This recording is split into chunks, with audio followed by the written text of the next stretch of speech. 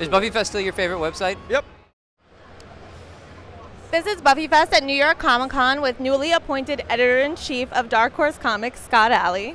Thanks. That was a mouthful. It was. Congratulations. Are you so excited? I am, yeah. Thank you. Well earned. So how's the convention so far? Good. We're like 2 hours into it, right? Yes, it's really, really fresh. Yeah, it is, but it's good. We had a retailer thing this morning, a big retailer breakfast, where we presented, Marvel and DC presented, and talked about a lot of upcoming stuff. And yeah, it's been good so far. So I've been in the building pretty much all day long since about 8:30. Yes, and this is the calm day.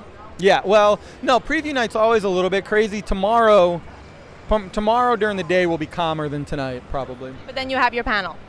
Yeah, Saturday's going to be nuts. Saturday's going to be real, real busy. So, Willow is almost here. Yep. Where are you guys at with that series?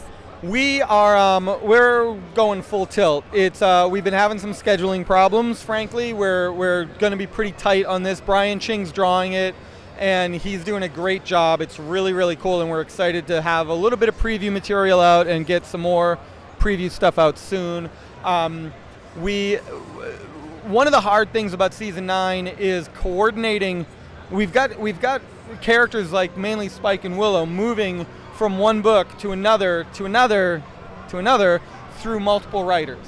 So like for instance, Spike, you had Andrew writing them, and then I wrote that arc, and now Victor Gischler's writing them. Actually, Victor's done, but Victor wrote them, and then I think I'm telling you guys this, and then Spike will appear in Angel and Faith for some period of time, and you'll have Chris Gage writing them. So you've had like 5 different writers. A lot of voices. Yeah, and so streamlining that, making that all work, and making the character go through one arc over the course of 5 writers and 3 different titles is a little bit of a trick. And with Willow, it's been a little bit of a trick. Jeff Parker, who's the main writer on Willow, wasn't at the Writers Summit way back whenever we did that, and wasn't, deep in the whole integrated system for season 9. And so it got a little tricky at times to bring him in sort of last minute is how it worked out. So Chris Gage has actually jumped in to co-write the second half of the Willow miniseries. Oh, at what issue? Issue 3 will be co-credited Jeff and Chris, and then Chris will have a role in 3 through 5. So like literally the halfway point. Yeah, exactly. Angel and Faith. Right. And Spike. Yep. Spike is moving over to Angel. Well, Spike has his 5-issue arc, and after his 5-issue arc, Spike will appear in Angel and Faith. Now, is Spike and Angel, are they going to become aware of Wolfram and Hart's presence over on Buffy?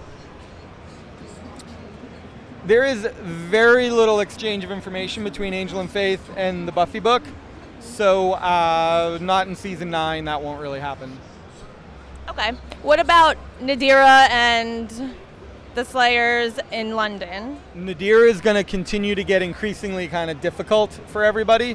Nadira, I think actually Steve Morris the other day was like, I haven't gotten Nadira on a cover yet. I want to get Nadira on a cover. So she's popping up on a cover. She's going to, she's really unhappy.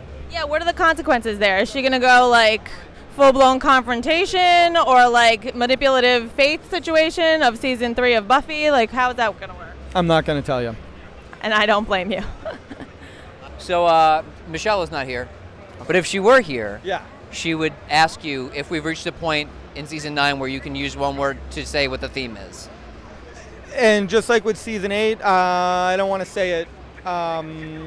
Because the way that we deal with theme, I feel like it kind of would, for me to just spell it out at this point, would kind of give away some of what's going to happen later. So no. Okay. But I could say the word, but I'm not going to. Pearl and Nash and Simone, have we seen the big bad yet? That's yes. really the bottom line. We have seen the big bad. And you pretty much just named them.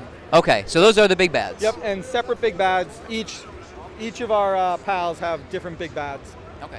Are we going to see anybody switch teams? Any good guys become bad guys? Any bad guys going to become good guys before the story's out? Not telling. Okay. So I'll say yes. I'll say it's yes. Take that as a yes. All right, so the police, we dealt with them a little bit. They know that there are monsters and slayers and vampires now in a way that they didn't officially know about before. Where did they go? Are we going to see? cops? Yeah, do we see more of They're them? out there, man. They're fucking everywhere. Okay, are we going to see like a Law and Order situation? Like we're going to understand we how won't do that comic. Like that comic is probably happening. That story is probably happening. that is the thing that I want to hear about. What do you think? How do you think that's going to go? Like, Well, are it's they all- are they I going to mean- come up with new laws to deal with the fact that they're vampires? Yeah, I think so. I think they got to figure out how to make the laws work because vampires were initially completely accepted in society because of the way in which they broke. And a lot of people don't think, that's unlikely, whatever. I don't know. Like the Kardashians are allowed to roam the streets and do their business. So like I think vampires would be tolerated in LA if they came out all of a sudden. But now with the zompire outbreak, it's definitely kind of cast a pall over the whole vampire, thing. And so, yes, like the police, the authorities are figuring out how to deal with it. But as we head into the climax of season 9, things are moving very fast. Things are happening over many, many months of the books coming out really are happening probably over a matter of days in the comics. And so you're seeing things change quickly, but you're having to wait months to see them. So we're not going to insert a lot of time of dealing with how the cops deal with it. We are addressing the fact that okay, through Dowling, you see the fact that the cops are on it and devoting resources to it, but we're not going to get bogged down in showing what that all looks like. Okay. What else is there? All right, so you had said a while back that there was not going to be a lot of crossover in the books. But there's been a significant amount of crossover. Yeah, well, it depends on how you look at it. You will not see Buffy, Angel, and Faith in a room together. You will not see crossover at that level. What's going on? Are we okay? You're not going to see crossover at that level between the title characters. But yeah, the supporting characters, particularly the guys getting their own title, are moving around. But by the end, as we're sort of circling towards the very end of the season, are we going to see all of the main characters in both books? We're going to see here's Buffy and all the Buffy supporting cast because it's been a little bit disparate, right? Sometimes the people are there, people have been sort of all around. Is everybody that's been at the start of the Buffy book going to be back at the end of there, or?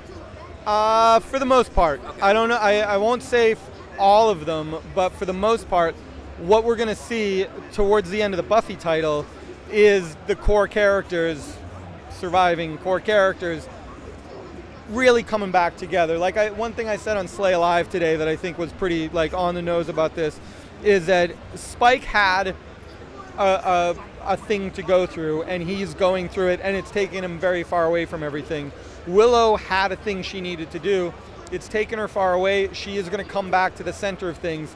Xander, the way to tell Xander's story really involved a lot of leaving him off the map, but he is going to be increasingly present over the next arc, and he's going to be crucial to the conclusion of the series.